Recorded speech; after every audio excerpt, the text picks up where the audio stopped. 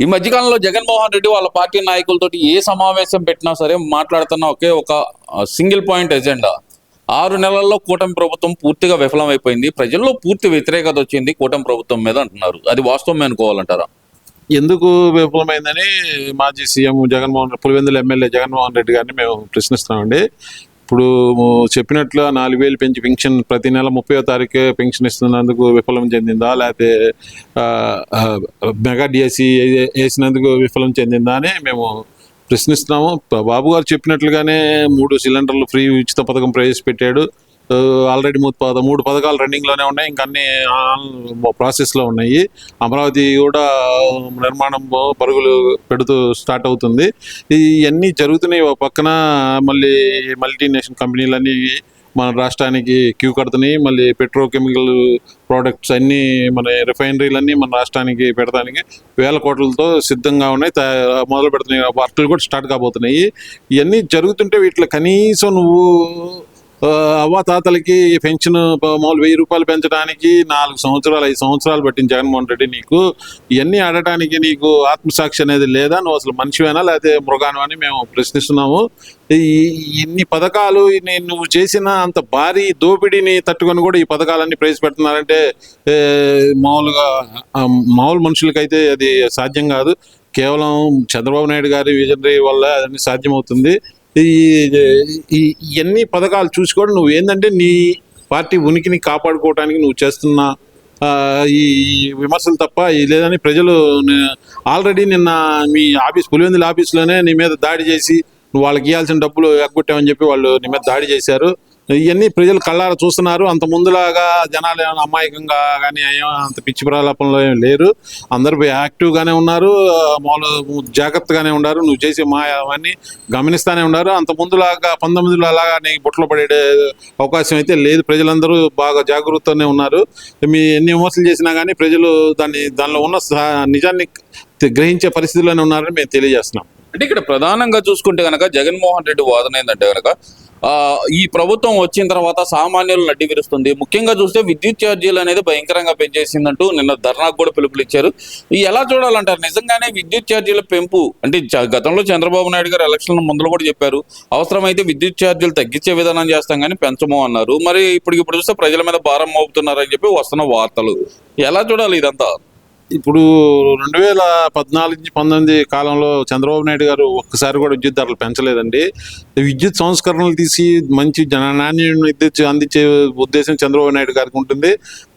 చంద్రబాబు నాయుడు గారు అత్యంత చౌకకి పీపీపీ ఈ ఒప్పందాలు చేసుకొని మనకి ఏ భారం పడకుండా 5 సంవత్సరాల పాటు కాపాడుకుంటూ ఆ రాష్ట్రాన్ని కాపాడుకుంటూ వచ్చిన చంద్రబాబు నాయుడు గారిని ఈ దుర్మార్గుడు కమిషన్ల కోసం అదానితో వాళ్ళ అక్రమంగా ఒక 20 సంవత్సరాల ప్రజల నెత్తి మీద 1,00,000 కోట్ల రూపాయలు భారం మోపి 1,700 కోట్ల రూపాయలు సుమారు అవినీతి చేసి ఆ డబ్బు అంతా మొక్కి ప్రజల నెత్తిన భారం మోపి ఆ భారం ఫలాలు ఇప్పుడు ప్రభుత్వం మీద పడుతుంటే దాన్ని నువ్వు సాకుగా చూపి మాట్లాడుతున్నావు. దొంగగా అన్నట్లుగా దొంగ అన్నట్లుగాను దెయ్యాలు వేదాలు వల్లించినట్లుగాను ఉందండి జగన్ రెడ్డి విమర్శలు.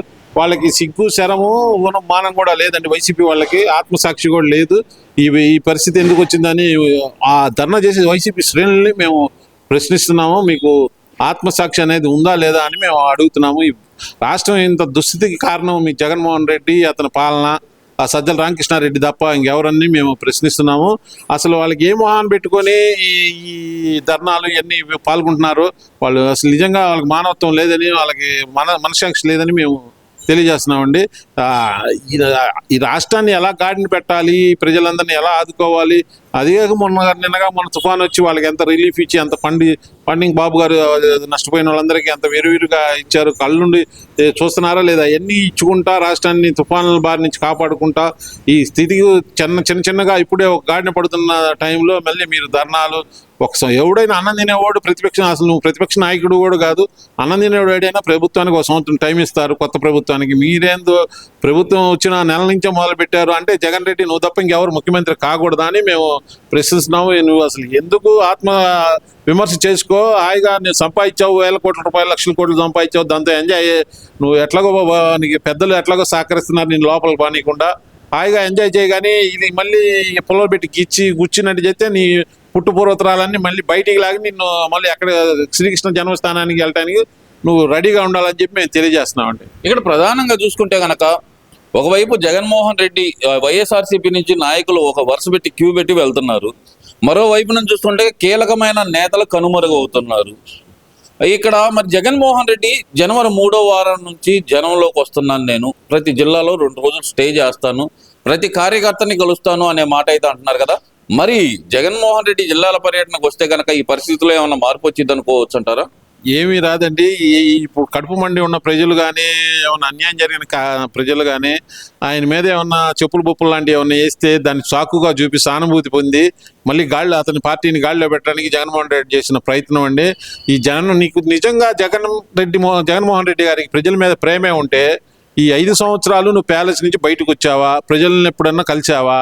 నీ పాలనంతా సజ్జల రామకృష్ణారెడ్డికి అప్పచెప్పి నువ్వు హాయిగా లోపల కూర్చొని పబ్జీ ఆడతా నువ్వు వస్తే అప్పుడు ఎన్ని చెట్లు బలైపోయినాయి, ఎన్ని పరదాలు కట్టారు, అసలు రాష్ట్రంలో పోలీస్ డిపార్ట్మెంట్లో ఎన్ని వేల మంది నీకు రక్షణ ఏర్పాట్లలో పాల్గొన్నారు. ఇవన్నీ అసలు నువ్వు వస్తే నీ కాలు బయట పెడితే ఎన్ని వేల మంది రక్షక భటులు, ఎన్ని వందల వేల వృక్షాలని నేలమట్టం చేసే ఒక వృక్షం పెరగడానికి ఎన్ని సంవత్సరాలు పట్టింది. నీకంట దయా దాక్షాణ లేకుండా చెట్లన్నిటిని అసలుగా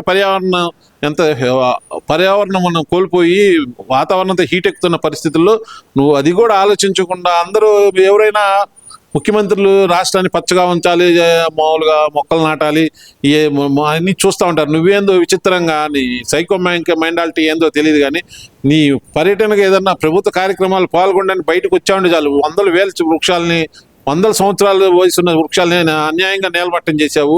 ఈ పాపం ఊరికే పోదు. నీకు ఈ విషయాన్ని తెలియజేస్తున్నావు. నువ్వు వచ్చి ప్రజల్ని ఏం చేసినా ప్రజలు నమ్మే స్థితిలో లేరు జగన్ రెడ్డి. పాత రోజుల్లో అలా కాదు, ప్రజలు బాగా తెలివి మీరిపోయారు. నీ విషయంలో మరీ ముఖ్యంగా అలర్ట్గా ఉంటారని మేము తెలియజేస్తున్నాం. నువ్వు చేసే ఈ ప్రజల యాత్ర అట్లా ఫ్లాప్ అవుతుంది. నువ్వు అది దృష్టిలో ఉంచుకొని యాత్ర మొదలు పెట్టుకోవాల్సిందిగా మేము తెలియజేస్తాం. ఇక్కడ ఏదైతే పార్టీని వదిలి వెళ్తున్న నాయకులకి భరోసా కల్పించే విధంగా ఏమన్నా యాత్ర చేయబోతున్నారు అనుకోవచ్చు అంటారా? ఇప్పుడు 10 అధికారం చేతిలో పూర్తి నీకు 151 సీట్లు చేతిలో పెడితేనే నువ్వేం పీకలేదు. పూర్తిగా రాష్ట్రాన్ని అధోగతిపాలు చేశావు. తట్ట మట్టి పోయలేదు రాష్ట్రంలో ఏడాను.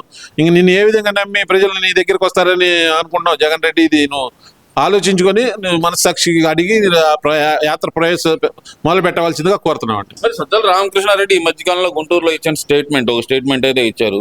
పులి పంజా దెబ్బ ఎలా ఉండిద్దో చూపిస్తాము, ఈసారి మేము అధికారంలోకి వస్తే మా కార్యకర్తలు ఎవరు ఆగే పరిస్థితిలో లేరు, టీడీపీని భూస్థాపితం చేస్తాము అని చెప్పి ఇది మినిస్టర్ ఆర్కే రోజా నిన్నగాక మొన్న ఇచ్చే స్టేట్మెంట్.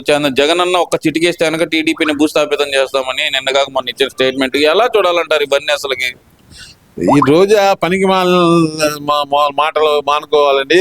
ఆమె మీద ప్రభుత్వం ఇంకా ఎందుకు ఆలోచిస్తుందో మేము ప్రభుత్వాన్ని ప్రశ్నిస్తున్నాము. ఆమె మీద టూరిజం డిపార్ట్మెంట్లో అంత అవినీతి ఆరోపణలు, జగనన్న క్రీడలు ఏదో పెట్టారు కదా, ఆడుదాం ఆంధ్ర పథకంలో 100 కోట్ల స్కామ్ జరిగింది. దాన్ని మామూలుగా డీప్గా విచారణ చేసి ఆమెని లోపల వేయాల్సిందిగా మేము ప్రభుత్వాన్ని కోరుతున్నామండి.